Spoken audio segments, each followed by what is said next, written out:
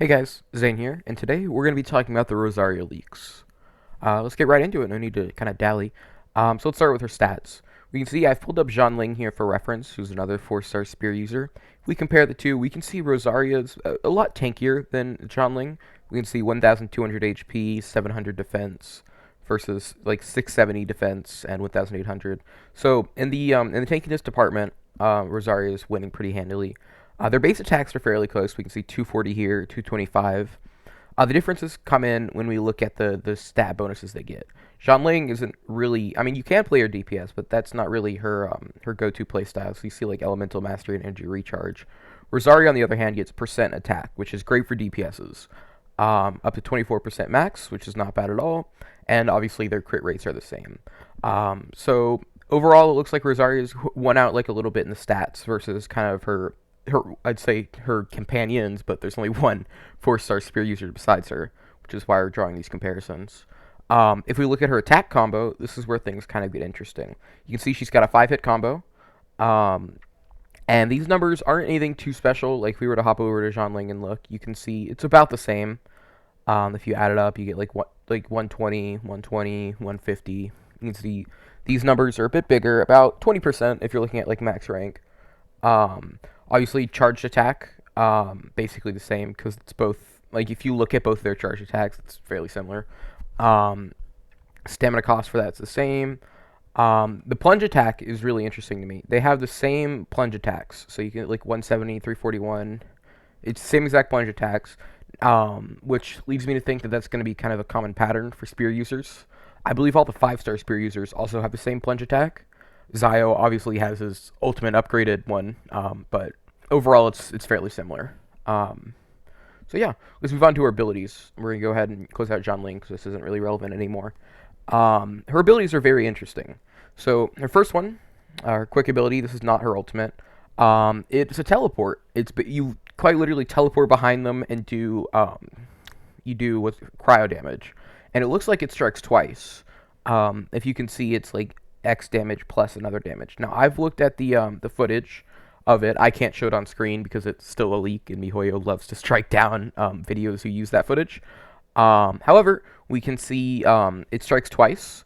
So think like you apply an element, you use this, it makes the reaction, and then they have cryo on them after that. Now, you can't teleport behind like really big bosses, but for normal monsters, you're able to teleport behind them. And it's a really low cooldown, too. 6 seconds is nothing. Even like Bennett is like 4 seconds. So this is a very spammable ability. Applies cryo twice, which is very useful.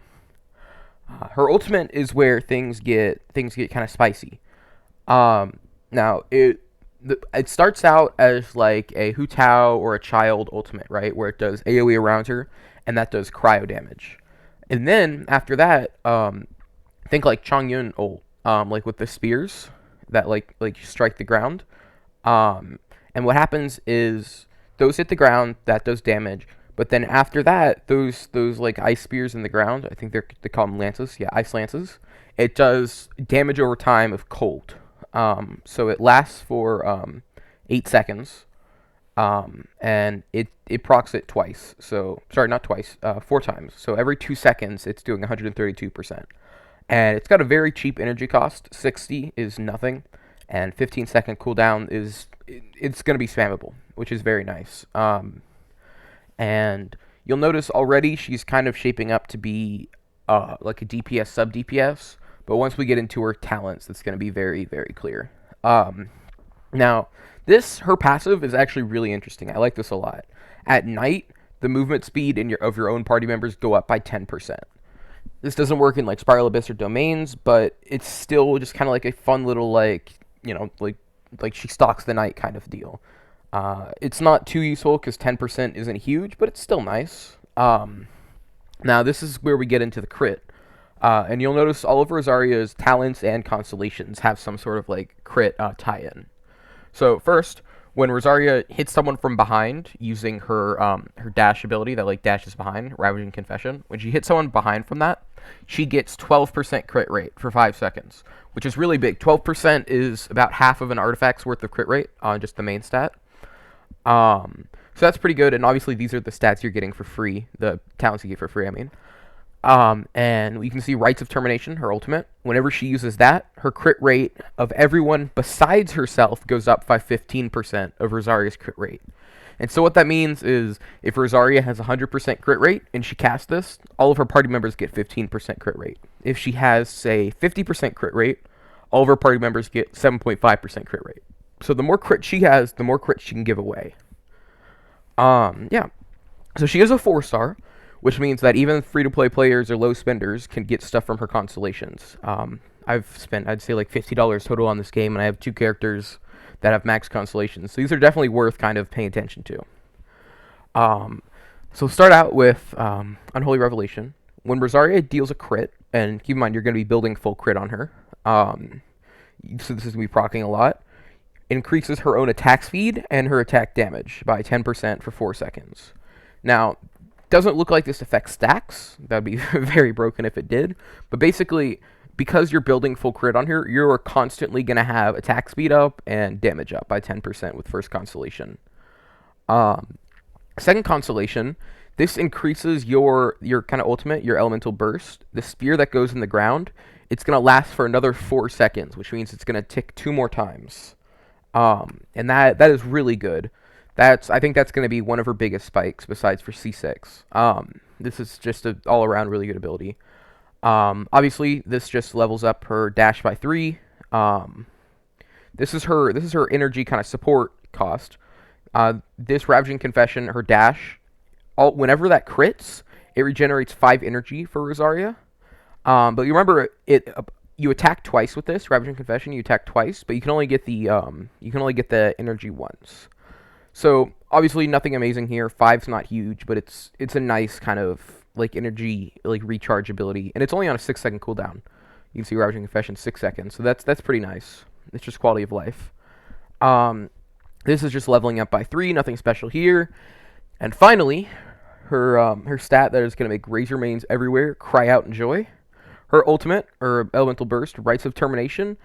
When you attack with that, it decreases your opponent's physical resistance by 20% for 10 seconds.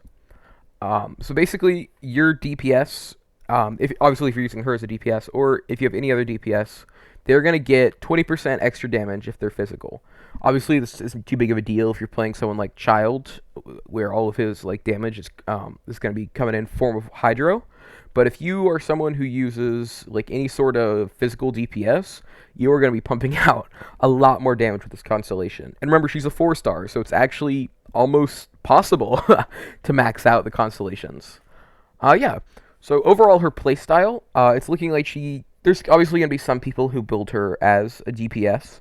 I personally think she'll fall better as kind of a sub DPS. So she'll work with people like a sub DPS to Razor, right? Like you switch to Razor, you switch to Rosaria, get your abilities out, then you switch to Razor, you ult. And then once Razor's ult's gone, you switch to her, use her abilities again, proc the extra crit, stuff like that. I don't think she's going to be a full support given the reliance on crit. So you're not going to build a lot of elemental mastery. Although she does apply a lot of cryo with this ability, so it'll probably be a valid build path. Which means she can be built as a support, a sub DPS, or a main DPS. She doesn't really have any healing, so can't be built as that. But everything else is fair game, I think. Very quickly, her talent books. This is Ballad, and this is just the insignias. So yeah, I won't go over the voice lines or the lore, mostly because, as you can see me scrolling, that's kind of not released yet. So yeah, that's Rosaria. If you think that this is someone you want to roll for, then good luck. Yeah, I'll probably be picking her up just because rumor has it she'll be on the Venti banner. But yeah, make sure to leave a like, subscribe, and have a nice day, y'all. Bye-bye.